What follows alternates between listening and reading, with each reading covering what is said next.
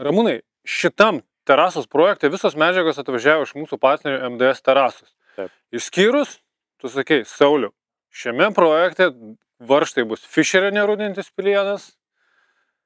Aš norėčiau sužinoti tavo argumentaciją. Nu, kodėl Fischeris iš tikrųjų, kodėl šitoj terasoj Fischerį aš noriu panaudoti, tai vienas dalykas, kad aš jais šventai tikiu ir žinau visą teoriją, kodėl jie yra geriausi. Per didelę patirtį mano darbą su varžtais, aš žinau, kad varžtai yra smulki detalė, vaidinanti labai svarbų vaidmenį visoje konstrukcijoje. Jinai pinigais, sakysim, galbūt ne baisiai didelę dalį sudaro, bet koks varžtas tenai yra įdėtas, ant kiek jis yra patikimas, yra be galo svarbu. Ramūnai, pirmiausia, kodėl būtent Fischeris? Taip, kodėl Fischeris, mes pabandysime sujungti dviejas žinias. Vienos žinios yra iš manęs, aš žinau, kaip tai yra teorijoje. Ir kitos žinios yra iš Sauliaus, kuris žino, kaip yra praktikai. Ir visą tą sujungia. Diskusiją padarysim. Jo, padarysim tokią diskusiją. Gerai.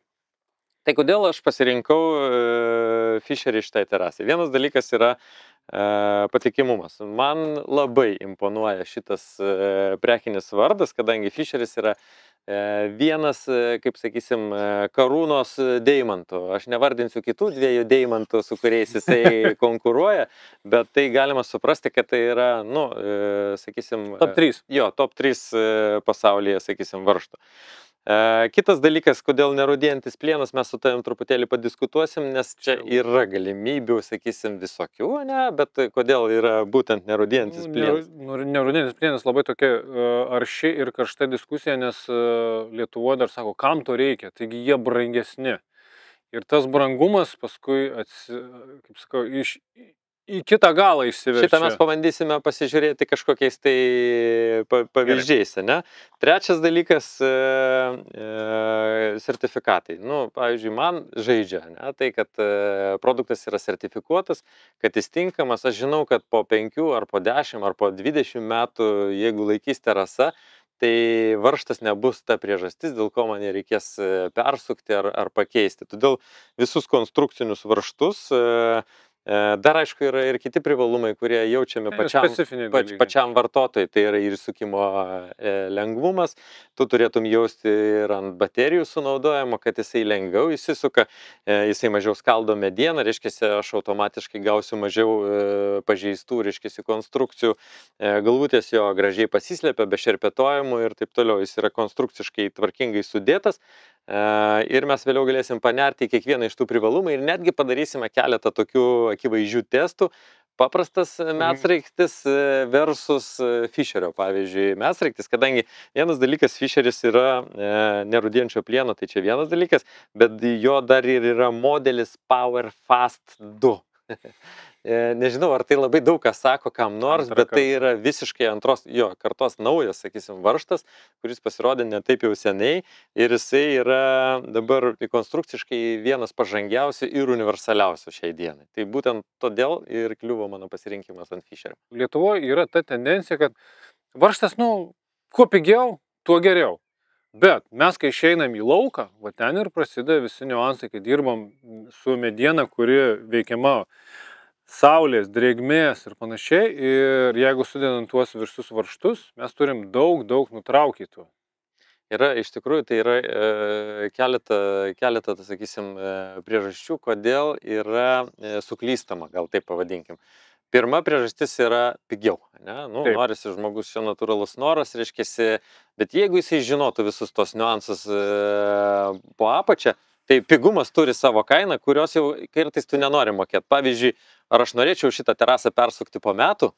Nu, tikrai nenorėčiau. Ir kas yra pigiau tada klausimas, ne? Vėl išsikviesti meistrus ir viską persukti. Tai pigumas, sakysim, daugiau galbūt iš tokio lengvabūdiškumo nežinojimo. Visi daro esminę klaidą, ima varžtą, nerūdėjantis plienas ir plieninis karšto cinkavimo. Ir sako, kokią kainą? Palygink šitą ir palygink šitą. Bet mes visada nekalbam apie atskiro varžto pirkimą, mes kalbam apie terasą. Apie visą gaminį.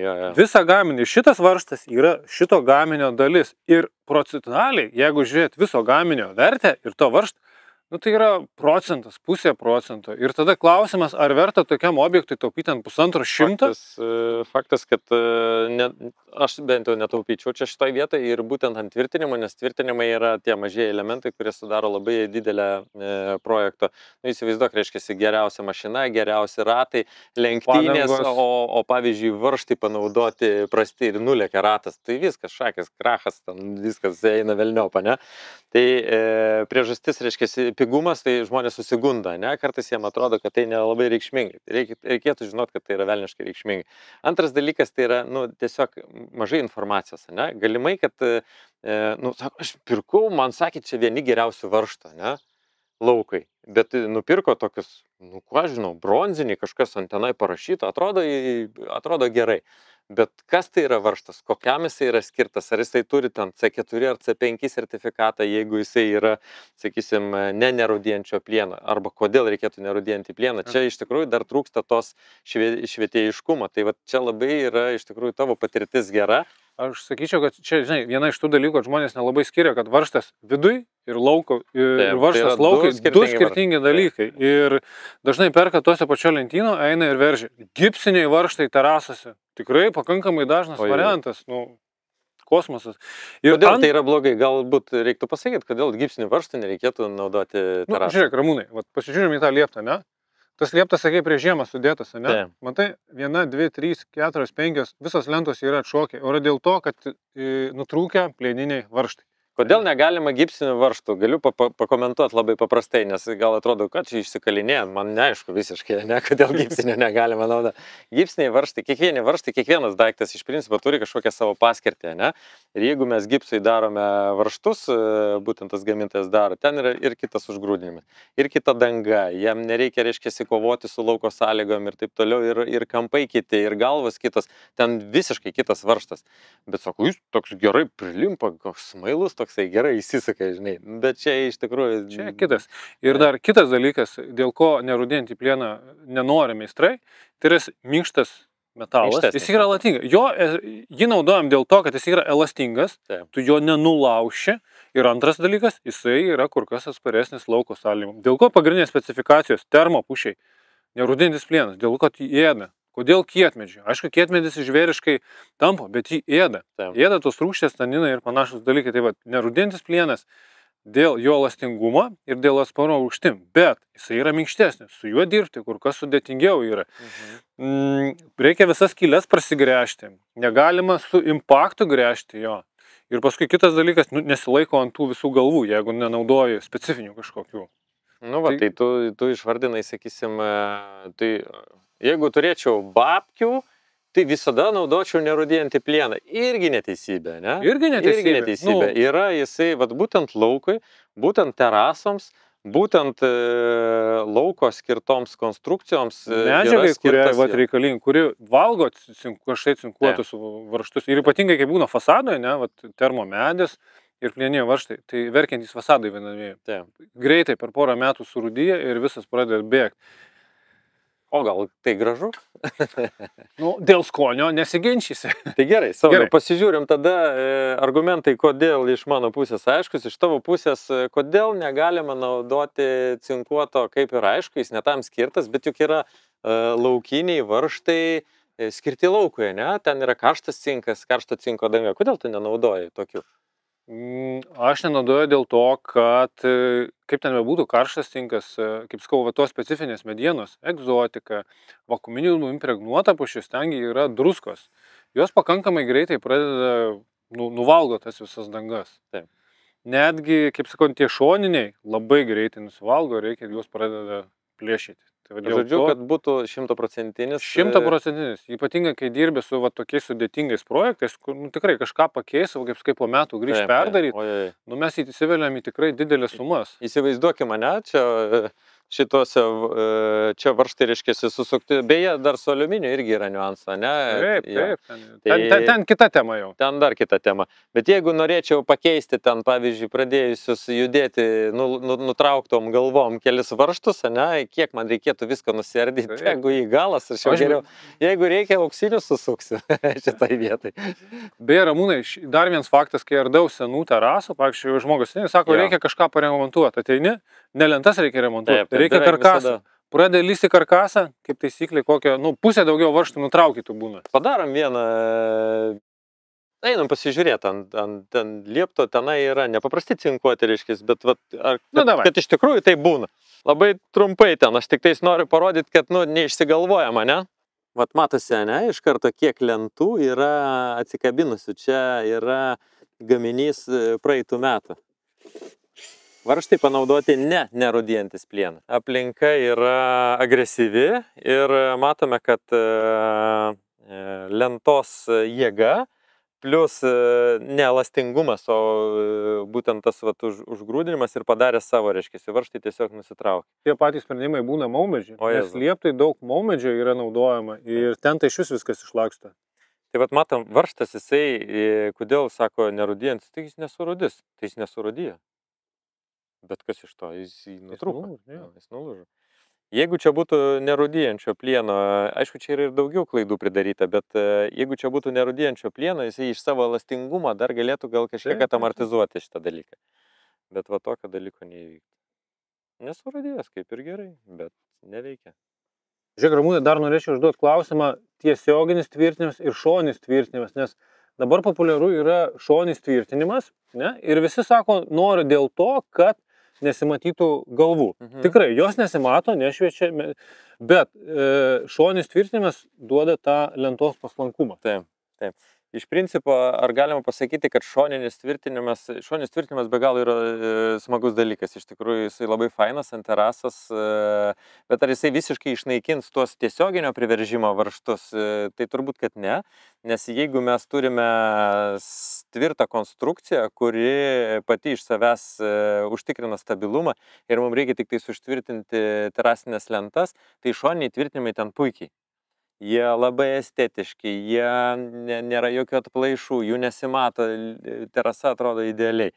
Bet jeigu mes turim, pavyzdžiui, lieptą, ne, kurio konstrukcijos dalis yra šita viršutinė lenta, ne, tai visgi išorinis tvirtinimas, turintis didžiulę galią, yra ir bus ir išliks. Ir šitas lieptas, ir tas plaustas irgi susukiotas su išoriniais. Ir turbūt tai yra teisinga, tik tais, kad reikėtų naudoti teisingus tos varžtus. Geriausia, aišku, būtų čia ypač ant vandens pastoviai, kuris veikiamas nuolatos to atmosferos poveikio, reikėtų naudoti nerūdijantį plieną. Ne, virš vandens negi vienareikšmiškai. Netgi sakau, visų pagrindinių, kaip sakei, karūna su 3 deimantais, tai visi deimantai rašo, išėję į lauką, nerūdintis plienas. Ramūnai, aš dar norėsiu paklausti dėl varžto ilgio, nes ką aš matau ardydamas senas terasas arba tuose konsultacijose, kad labai dažnai naudojamas per trumpas varžtas. Kokio ilgio varžtą reikia naudoti pagal turimą konstruktyvą. Labai dažnai matau, kad naudojame per trumpi varžtai. Aš nežinau, ar dėl to, kad būtų pigiau, ar iš nežinojimo, bet imamas per trumpas varžtas, gręžiama labai giliai ir tas įleistas varžtas suskaldo medieną. Pavyzdžiui. Tai vadinasi, ne tik tais ilgis yra svarbu, bet ir diametras dar yra labai svarbu. Diametro ilgio santykis. Tai pakalbėkime apie diametrą, ne? Jo, nes tai, ką aš sakau, labai dažnai, pavyzdžiui, mes turim 95, ima varžtą 120. Tai labai dažnai randu 120-140 varžtą, o karkasas yra 95. Ir kaip atrodo dažniausiai tas rezultatas, kurį aš matau, tai galit patys pamatyti. Būna, kad jisai pritrauktų šimtinis būna labai giliai įleistas su didelė skylė ir būna visas šitas išskelt. Šita skylė būna pastoviai išpuvus, gyvoji mediena, jinai būna suskaldyta. Tai ilgio ir diametro, ne, klausimas. Tai ilgis, tai akivaizdu, kad, reiškiasi, dalinis sriegis yra tam, kad eitų per įtvirtinamą medžiagą. Kitaip tariant, taip yra gerai. Matome, kad sriegis užeina giliau, užtvirtina medžiagą, o taip yra blogai. Ir ir dasukti iki čia, kad priveržtų taip irgi yra blogai. Teisingai? Taip, nesakau, suskaldo visą medieną. Jo, šiuo atveju medis čia minkštas, bet jeigu net ir nesuskaldys, o įsigręš į vidų, ne, tai tenai rinksis drėgmė, medis bus pažeistas ir galų gale jisai... Atraminis taškas, kuris laiko, jisai pirmas pradės. Jo, o apie diametrus, tai vat vėlgi, jeigu grįžtumėm ir matytumėm, kad jeigu toksai nulūžta, tai matom terasinio varžto, ne, vat diametras jis akivaizdžiai yra vos ne dvigubai storesnis, ne? Nu, čia greičiausiai 5,5, o čia 4,5. Jo. Nes terasinio per plonas. Nors, pavyzdžiui, iš galvutės sprendžiant, tai atrodytų, kad lyg ir mažesnis varžtas, ne? Taip. Tai vat, kuo skiriasi specialiai terasinis varžtas nuo pasirinkto nu, čia dažniausiai neteisingo. Greičiausia vidaus smulkiem darbam. Šioje terasoje naudojami pas tave įvairūs diametrai, pagrindė šešetukas, 7 varžtas specialus, kuris tvirtinamas į polius, ne? Jo, kolonas mes prisirėgėm čia. Ar yra jam kažkokių tai specifinių reikalavimų tiesiog laikyti ir tiek reikalų? Ko gero, dėl to jis ir yra trumpas. Jo. Nes jo užduotis tiesiog laikyti. Jeigu pasižiūrėti į konkretaus varžto privalumus, tai įsukimo lengvumas ir galvutės, aš paėmiau keletą pavyzdžių ir galime matyti skirtumus, ne, tarkim, tarp varžtų. Tai jeigu panagrinėtumėm, tarkim, standartinį varžtą, čia iš nebrangiųjų, toksai, kur... Iš prekybos centrų, kaip suprantu. Iš prekybos centro jo biudžetinis toksai. Ir panagrinėtumėm, kaip atrodo Fischerio varžtas, tai mes akivaizdžiai galime matyti, čia nerūdijantis, paimsim, lyginsim cinkuotą. Iš tikrųjų, labai didelis yra skirtumas. Mes pradėkime nuo galvos. Sauliau, kokias tu naudoji galvutes ir kodėl? Aš naudoju būtent torksinės, nes vienas dalykas jos geriau laiko. Antras dalykas, mes dirbam labai smėlis, purvas, šlapumas ir panašiai. Iš jos lengviau išsikrapšto visi iš ten. Trečias dalykas, turim sukti nepatogioj pozoj. Tai kažkaip įkišus, tai dar kažką. Ir aš jas nesugaudom. Ir su šita galva yra kur kas lengviau susukti. Jo, dabar teorija, reiškia, ką sako, tai čia yra 4+4 sukibimo taškai arba vadinamas pozidraivas. Pozidraivas yra pakankamai senai išrastas sraigtas, jo privalumai yra, jis lengvai centruojasi, ta prasme, kad tu gali greitai pataikyti į jo lizdą ir jisai, reiškiasi, tokiom greitom operacijom, susukinėt. Kitaip tariant, jeigu tu vos ne kaip... Vos ne konvejerėje, jo, tai jisai puikiai tarnauja. Kur jo yra, reiškiasi, privalumai torkso. Torksas yra 8 sukibimo taškai, tai reiškiasi dvigubai daugiau. Čia 4+4, tai 4 rimtieji tie ir dar matom tokias 4 mažytės tokias įpjevas, lyg ir jos turėtų irgi šiek tiek prilaikyti. Torksas yra 8. Jeigu šiek tiek pakreipsim geometriją, labai stipriai turi įtakos ir šitas turi daug mažesnį išmetimo efektą. Torksas, reiškia, jisai kaip įsikabino praktiškai taip ir važiuoja, todėl jam didelės įstumimo jėgos nereikia, kadangi pozidraivas, reiškia, eina kampu, jį reikia visada laikyti pilnai įkištą. Tai kaip tu minėjai, reiškia, nors biškį smėlio, dar kažko, jis toj pat išsitraukia ir jau jo plotas visai kitas sukibimo. Todėl torksas akivaizdžiai yra šių dienų favoritas ir torksą renkasi daug daugiau dabar meistrų. Kitas dalykas, torkso trūkumas galbūt yra tai, kad ant kai kurių antgalių, įdėjus pozidraivą, tvarkinga pagal tą reikiamą dydį parinktą, nes čia yra patys pagrindiniai, tai PZ1, PZ2 ir PZ3, ne? Čia mes turime PZ3 ant šeštuko. Jisai įstačius gana gerai laikosi, taip gana tvirtai laikosi. Trūkumas torkso, jeigu naudoti paprastą angaliuką, jisai toksai makaluojantis. Tai kad nebūtų šito efekto, parodyk, čia yra... Čia laikysis. Jo. Tai kad nebūtų šito trūkumo, dabar jau yra patobulėję antgaliai, tai specialisto antgaliai, tarkime.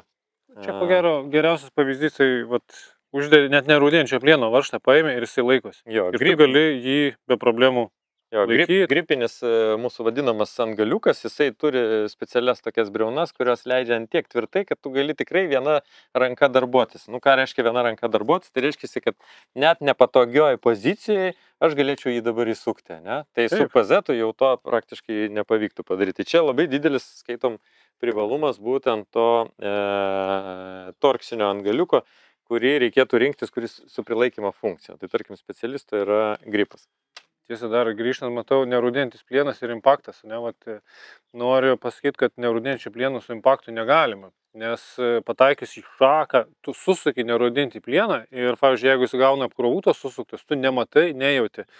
Nelaiko, momentaliai Tarp plyšta. kitko, vienas iš tų momentų, kai bendradarbiaudami su meistrais, mes tokius sužinome niuansus, nes jokiam vadovėlį apie tai dėja nerašo. Ir niekas apie tai nesigiri ir jokiam katalogė nėra parašyta, kad no impact ar panašiai. O visi didelis apsukos, smūgiai, lengva dirbti. Valiau, važiuojam. Tai jeigu jūs pastebėjote tokį patį momentą arba jau nusipirkote impaktinį suktuvą ir sakot, va, pavarysiu dabar terasą nerūdėjančio plieno, tai būkite atsargus, turėkite omeny ir tas, kas jau susidūrė, prašykite komentaruose. Įdomu būtų sužinot, ar pasitvirtina Sauliaus šitą teoriją. Toliau tęsiant, jeigu mes lyginam toliau varžtą, ne, fišerinį su versus paprastuoju, ar tu, Sauliau, prasigrėžinėjai skylutes prieš tvirtinamas? Aš visada, nes matai, termopušis yra minkšta, nu, kad neskeltų prasigrėžia ypatingai šakos kietmedis. Ten jeigu gręši per jėgą, tai yra arba dažniausiai lūžta varžtas, arba tu jį susuki, tai skylė būtina. O iš viršui, pušies, kai būna įgrėžę, terasinė varžta, tai ta įtampa toj vietoj pirmiausia skelia. Skyla, ypatingai galai, visą kitą, dėl to aš visada faktiškai prasigrėžiu. Ir trečias, dar kitas dalykas, dėl ko aš prasigrėžiu, kad tikslumą išgauti, nes mes daug dirbam su aliuminiu, jeigu sudėsi aliuminį su aliuminiu ir neprasigręši, tai ko gero 100% tau nuneš. Milimetrą, 2-3 į šoną, o tu kai nori tikslumo, nes ten jau precizika, tu turi prasigręžti. Tai pas mus tiesiog įprotis pirmiausia prasigręžti. Gerai, dabar pasižiūrim, kaip tai atrodo vadovėlinėme, ne? Arba kitaip tariant, vienas dalykas yra tai, kas išmėginto, o kitas dalykas, kaip atrodo teorija. Pasižiūrėkime į du varžtus iš arčiau, ne? Akivaizdžiai skiriasi vijos žingsnis, ne? Taip. Jo, ir matome, kad pas šitą varžtą, pas Fischerio varžtelį yra dar 3 tokios briaunos, nueinantis tokie 3 iškilimai. Kokia jų paskirtis? Sraigtas sraigte. Jo, sraigtas sraigte. Paskirtis yra jo aštri tokia briauna pradžioje, leidžia greitai pagauti. Ta prasme, jį įsukti bus paprasčiau, kaip tu sakai, reikia prasigręžti, kad būtų tiksliau. Tai šitas pats save, kaip sakyt, labiau nutaiko į reikiamą kryptį. Kitas dalykas, šitie 3 vijos, jos pragraužia lyg graštelis pradžiai ir pasidaro vietos šerdžiai. Šerdžiai arba, sakysim, šitai vijai, jeigu jinai retesnė matoma, ne? Jos įlindimas bus švaresnis. O Ramūnai, dar esu girdėjęs, kad varžtai yra vaškuoti, kad lengviau lystų, kad suteptų, iššyla, visų ten daug yra teorijų. Taip. Tai ar yra tikrai teisybė tame? Tai yra teisybė. Varžtai yra padengti vašku, dėl to, kad lengviau įsisuktų ir vaškas jisai užstingęs, jisai dar lyg ir užfiksuoja varžtą medienai. Jisai dar gaunasi, kad jisai ir papildomą įtvirtinimą turi. Jeigu jau palietė chemijos klausimą, tai netgi, nepaisant to, kad yra skirtingas užgrūdinimo principas, pavyzdžiui, geri varžtai, jie turi dvigubą grūdinimą. Dvigubas grūdinimas reiškia, kad kotas turi minkštumą, o išorė yra kietesnė. Ir tada gaunasi visas derinys toksai truputėlį judantis, bet tuo pačiu, reiškia, gali lankstytis, ne? Bet tuo pačiu labai tvirtas. Ir tarkime, pas gerus varžtus procese prieš cinkavimą yra pašalinamas vandenilis. Kitaip tariant, reiškia, kad išvengti vidinės korozijos, ne išorės, reiškia, varžtas, įsivaizduokim, kad pigus varžtas, tas, kuris darytas, ten neatsižvelgiant į šitą technologiją, o tai yra ganėtinai nepaprasta technologija, jis prieš cinkavimą, jeigu nepašalinsi tam tikrų cheminių elementų, jisai viduje pradės rūdyti. Nesvarbu, kad tu išorėje, vat, kaip sakyt, blogai paruošta mašina, ne, dažymai, uždažiai iš vidaus pradėjo lysti rūdis. Nu tai čia grubiai tas pas, mūsų čia draugas atėjo, pagalbininkai. Varšto atėjo.